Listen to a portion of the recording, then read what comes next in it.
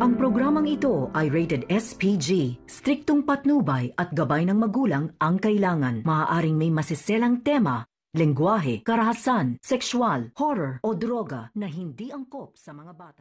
Dahil sa mga nangyayari dito kay Zoe at saka sa kanyang ina ay dito na ay pinagtatag sila ng tadhana. Dito na nga sinabi ni Zoe sa kanyang ina na dapat magpapakatatag sila at lalabanan nila kung ano ang mga nangyayari sa kanila ngayon.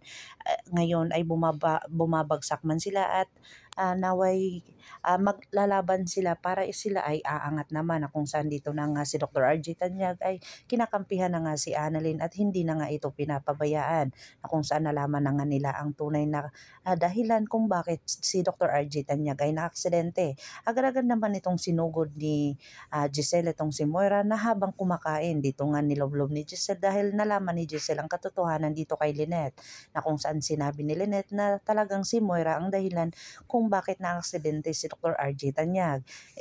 Pinaghigantay lang ni Giselle itong kanyang kapatid, na kung saan nawala ang kinabukasan nito at nawala ang kanyang memorya, at kung saan naging baldado na ito at wala nang magawa, kung saan gustong-gusto naman itong maging doktor pero hindi niya nga magawa dahil sa nakalimutan niya nga kung ano ang dapat at obligasyon niya sa kanyang sarili. Dito na nga ay pinaghigantay ni Giselle ang kanyang kuya na si Obeng, na kung saan sinabi niya dito kay Moira na kulang pa yung kabayaran sa ginawa mo sa amin ng pamilya ko, kung saan wala nang magawa si Zoe dahil sa sinasabi ni Giselle, na kung saan sinabi pa ni Giselle dito kay Zoe na ikaw din, kinakampihan po pa ang mamamatay tao, na kung saan siya mismo ang pwedeng kumitil o siya ang may dahilan na kung bakit naging ganyan ang daddy mo, kung bakit na-aksidente ang daddy mo. Kaya natahimik na lang si Zoe at bigla na lang itong umalis si Giselle. At dito na nga si Dr. RJ Tanyag ay tinawagan itong si Lynette dahil gusto niyang makasama si Annalyn buong araw at buong gabi, at gusto niya makabanding ang kanyang sariling anak na si Annalyn. Dito na nga tinawagan ni Dr. RJ si Lynette, at kung saan nagdadalawang isip pa itong si Lynette na kausapin si Dr. RJ, kasi nga magkasama nga sila ni Dr. Carlos Benetes, na kung saan nire-respeto naman niya ito. At buti na lang si Dr. Carlos Benetes ay sinabi niya kay Lynette na kausapin niya si Dr. RJ, baka may sasabihin importante.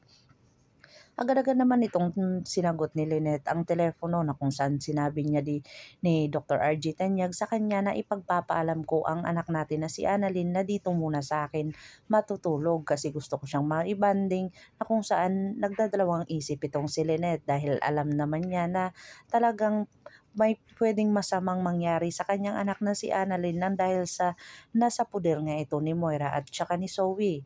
Pero ito ay pumayag na rin at tuwang-tuwa naman ang kanyang anak na si Annalyn dahil sa walang posible na magka-banding sila ng kanyang ama, na kung saan first time nga itong mangyari sa kanyang buhay.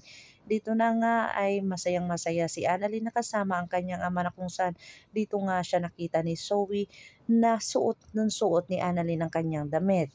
Dito na nga ay muntikan pa silang nagsabunutan, pero buti na lang dumating ang kanyang ama na si Dr. RJ Tanyag at kinampihan siya dito. At sinabi ni Dr. RJ Tanyag sa kay Zoe na siya mismo ang nagbigay noon kay Annalyn at hindi si Annalyn ang nangingialam ng kanyang mga gamit. Kaya natameme itong si Zoe dahil sa si Dr. RJ na talaga ang kumampi sa kay Annalyn. Agad-agad naman itong nagpakitang gila si Zoe dahil sa gusto niya itong makuha ang loob ni Dr. RJ. Ipinaniwala ni Zoe dito kay Dr. RJ na okay lang sa kanya na si Annalyn doon matutulog. At agad-agad naman itong umakyat sa taas at binalita agad sa kanyang inang si Moira na hindi muna daw niya dadalhin ang damit ni Moira para daw mabantayan niya ang bastardang anak ni Lynette na nandun sa kanilang pamamahay. At medyo galit na galit si Moira at pumayag na lang kay Zoe para ito ay mabantayan ni Zoe ang galawan ni Annalyn dito sa kanyang asawang si Dr. RJ Tanyag. Abangan natin ang mga susunod pa na episode na ito, ang Abot Kamay na Pangarap.